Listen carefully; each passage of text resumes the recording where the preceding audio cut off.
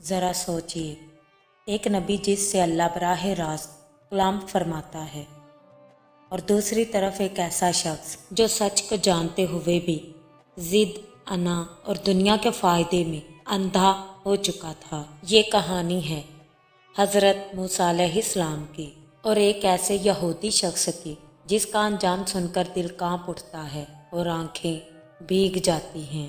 ایک دن حضرت موسیٰ علیہ السلام بیٹھے ہوئے تھے کہ بنی اسرائیل کا ایک غریب شخص حضرت موسیٰ علیہ السلام کے پاس آیا۔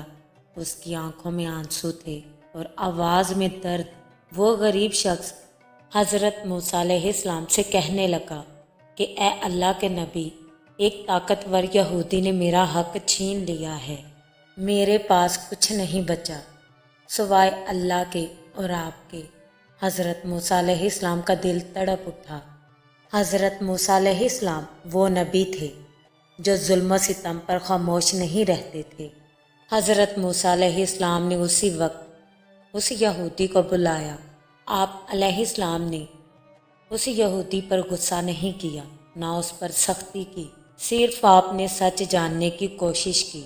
آپ علیہ السلام اس یہودی سے فرمانے لگے کہ کیا تو نے اس غریب کا حق دبایا ہے؟ وہ یہودی مسکرایا، اس کے چہرے پر ایک غرور بھری مسکراہٹ تھی۔ وہ یہودی کہنے لگا، اے موسیٰ، یہ شخص جھوٹ بول رہا ہے، میرے پاس کوئی گواہ نہیں، اور تیرا رب بھی مجھے کچھ نہیں کر سکتا۔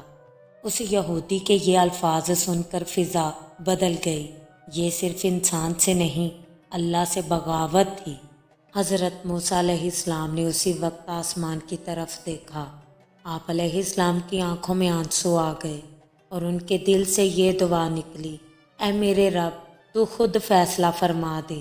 ابھی حضرت موسیٰ علیہ السلام اللہ تعالیٰ سے دعا کر ہی رہے تھے کہ اچانک اسی وقت زمین کانپنے لگی، فضا میں ہیبت چھا گئی، اور اسی وقت اللہ تعالیٰ حضرت موسیٰ علیہ السلام سے ہم کلام ہوئے اور فرمانے لگے، اے موسیٰ، سچ اس غریب کے ساتھ ہے اور یہ شخص اپنے انجام کے قریب ہے۔ روایات میں آتا ہے، اللہ تعالیٰ فرماتے ہیں کہ وہ یہودی غرور میں آگے بڑھا ہی تھا کہ میں نے زمین کو حکم دیا کہ اسے اپنی لپیٹ میں لینا شروع کر دے۔ اللہ تعالیٰ کے حکم سے زمین نے اسے اپنی لپیٹ میں لینا شروع کر دیا۔ وہ یہودی چیختا رہا، روتا رہا، مگر دیر ہو چکی تھی۔ وہ یہودی کہنے لگا، اے موسیٰ، اپنے خدا سے دعا کرو، میں مانتا ہوں میں نے دھوکہ کیا ہے، میں جھوٹا ہوں۔ اے موسیٰ، اپنے خدا سے کہو کہ مجھے معاف کر دے۔ مگر اللہ تعالیٰ کا انصاف آ چکا تھا۔ وہ شخص زمین میں دھنستا چلا گیا اور ہمیشہ کے لیے نشان عبرت بن گیا۔ حضرت موسیٰ علیہ السلام نے اس غریب کو گلے لگا لیا اور فرمانے لگے کہ اللہ صبر کرنے والوں کے ساتھ ہے، اور ظلم چاہے کتنا ہی طاقتور کیوں نہ ہو، آخر کار مٹ جاتا ہے۔ میرے پیارے بہنوں اور بھائیوں، اگر آج تم لوگوں پر ظلم ہو رہا ہے، اگر تم اکیلے ہو، تو اتنا یاد رکھنا کہ اللہ تعالیٰ خاموش نہیں ہوتا۔ وہ صرف مہلت دیتا ہے مگر چھوڑتا نہیں۔